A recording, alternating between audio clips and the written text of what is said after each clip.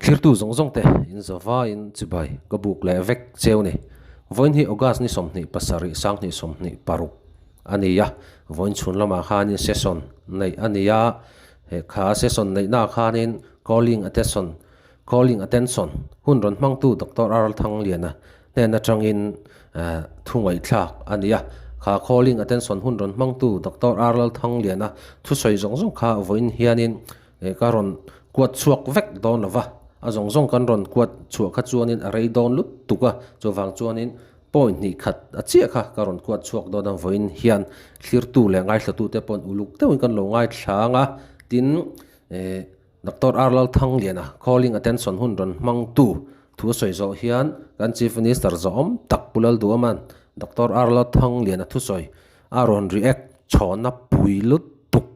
mai kha toy te karon kuat chuak vele don bokani eng po chun ta sela clear tu ten he ka channel hi try ti ni kha chuanin khongain like le share lama te po khan thane min ngai puila sham don ne le calling attention hun ron mang tu Dr. Aral Thang liana chuan ti hianin aron soya memorandum of settlement 1986 sign chungchanga memorandum of settlement kan soida na zira kan nam lungphum anging ve thei awangin kan tong kama film kurangai thu Dr. Aral Thang liana hianin asoyani kan CM zom takina July ni somthum sang ni somni paruga thusoi government Mizoram Law College fresher social ahman puina thusoi chu Dr. Aral Thang liana hian angai tu chiang lo deu ni in asoi bokani ti chuanin Dr. Aral Thang liana hianin tuna kan CM hian pulal denga ruang chunga athusoi akha aron kuat chua saka ti hian pulal denga hi kan nam lungphum tu ania kan nam lungphum min phum sak tu khovel hriata nga mizo nam anga min puan sak tu kan thin lunga mizo ni in hriat na chitu tu mizo nationalism mu chuak tu alungphum tu chu ama pulal denga hi ani ti in calling attention hun ron mang tu Dr. Aral Thang liana khanin aron soya ta khanin calling attention hun an ron man na khanin point sang kha ka tuna kan chief minister zom takina thulo soi to na zong zong a point sang karon kuat chuakam ase khang zong zong ka chu voin he kan ngai tu manin arin om lova ti chuan helaya apoimo lai ber chu memorandum of settlement 1986 le kan CM zom takina July ni somthum sang ni somni paruka government Mizoram Law College fresher social man puina athusoi ILP chungchanga kha ani ta ni su kha calling hunaron man chana takachu ani ta ti chuan pulal duama chief minister zom tak hianin ti hianin calling attention hun ron mang tu Dr. Aral Thang liana kha aron react vele ta ti hian apuyania a eng lai po hi eng ti huna po min kai thausela kan chang reng thei ti na soiboka ti chuanin kan CM hian chauna ni lovin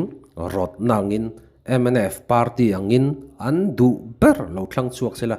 debate ama nena nei turin asom bok ani chauna ti lovin som nangin aron soita ani na taka chun hei chu in challenge na kha ani ta ti chuan he som na hi MNF political party hian anias ngam don lovem ti hi Mizoram mi puin ni kan lo ngai chang thup don ni achan chu assembly house mewa kan chief minister zom takin MNF political party Mizorama party lian berin ti kha debate a khanen asom ngam thlat me chu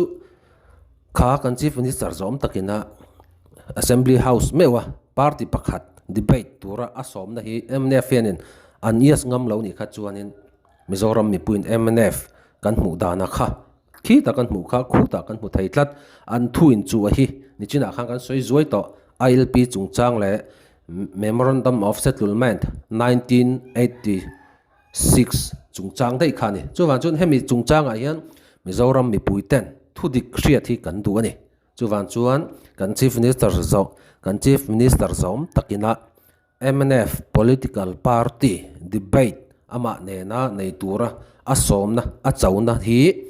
MNF party hianin inias ngam donem ti hi Mizoram mi puin kan ngai chang thup cheuni ti kha atop na tan kan soiteng speaker kalome he winia thilpui mo tak mai he house rural na sang tak mai kan soi ti turi kalom le ha tin công lẽ là mà chuan với cái thil soi tu hi apoi mo em maya maybe memorandum of settlement sang ha kwa somria le paruka sign ina thil tam tak thil tha ram ro ting aron ken si công lẽ là mà chuan hemi kan soi dan azira he kan hamlung phum a hit ve thi wak hian phim khur taka pin hianin he house hianin kan ti ri chuling ka ria a chuwang chuan in hemi chung changa mizo te zinga in nial na thil tam tak controversial thil tam tak ong po hi re to se ti ka du khop maya ti kha kan soi du ni hei mizoram le achu cheng te kanin engari hung bing na dan le kan street tiral mong tu dan te hi kan nei thang reng viau maya hi kan von him hi poi mo hop maya chati lai chon hei tu na ya kan lo mi ni ser ni bok kan siam ni bok ina zulai ni somthum sang ni som ni la paruka government Mizoram Law College Fresh Social la man pui chung chang a thil soi then khati temin ngai tua chiang lo de mo ti kha oi de hianin kan soi lang duwa nei hu nei her dang la bezela du dan le ngai dan te chu dang lam thin ti ya big takin tan na lam kan nei thin te po hi ka thiam thowa amar chu ei le tun ma te poin lalban kan duwa anwa mizo lal ro pui zia le ro rel thiam zia kan soi le cham chi maya ram le tham ta da fe chuak en kan next emene te po kan ngai san wang lai oma anwa kan soi ngom le a tiang chuanin tuna chuanin scholar tam tak academician te chuanin an hlut zia an puang chok chole mek boka chu teng chon bi hring te hianin kan thil pumdan hi kan thak lai te po ma chu teng to bok chuani kan siam zom tak po hi he tiang hian ro pui takin pulal denga ruang chunga sanga zakwa somkwa khati hun lai khan athu soi hi ka ring ro om renga soi ro pui ka ti khop maya boina ka siam hian pulal deng he bi zon ham lung phum to nia kan ham lung phum min phum saktu khovel he ta mi zon tham anga min phun saktu kan thin lunga mi zon ni siat na chi tu mi zon nationalism mu chuak tu alung phum tu chu ama pulal deng he ne tia aro puyang rem khop maya chuwang chuan pulal deng ang throi tu hi kan khan hei hi om ti kan han shave chop chila kan program kan disa business ate atil lova chuti chung chuan aeng la ya po hi eng ti huna po kan mu hi lai min kai tho sela kan chan thei reng ti ka sai dwa tin chau na ni lovin rop na angin ei kan sai fok don ni chuan emene party atang hian andu beron thang chuak sela debate keima ne nei turin zoram mi pui hian thudi khrero se chu ka duani kan rot nga la ngai tin kan member zon tak thu soya khan an riak ma sak ka du chu FCA chung chang kha Conservation of Forest Act hi ka ria swalo chuan 1980 ani remna kan nei hi 1986 ani remna kan nei ma Central Act Mizoram lo om tosa 371 g hian ahu upload ti hi when I hian kan soinon du ani in Mizoram State speaker kan house leader sa takina apo kan soi tir boka speaker ni hom do ni speaker men be ta soi fiacian lo se la kan ni soi 1980 ni se tiam lo khoin discussion speaker so hom do ni chuan kan soi hom yang debate ko hong kong lo this article lo ni ROP na ni pu tagin calling attention ka admita calling attention to in that pangai kalphung pialam pangina du to kina sei to ai ti mai la chimi duwa house leader in seiro se ti robna oma chu wangin house leader kha house rem kan ti asong khan so ni maya chu wang chu ne matel in su sham bi la kan du di chuan kha ama ne khan se ya hun daga kan di be donia ati to a forum daga ka sei le donia tu chu ba sa ngai ti boilo speaker kha hello ha from sena change in kan in rem ma khan Central Act Mizoram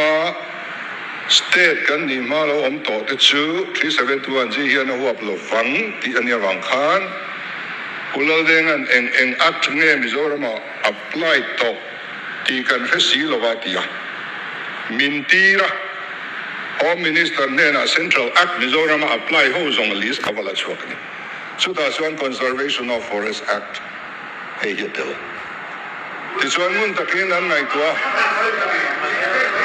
no khomai la speaker se ho na hun lo lo mai te ku kha mo ro dam khan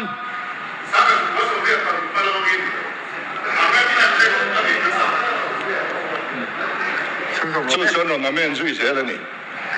1980 Conservation of Act kha Mizoram apply to rim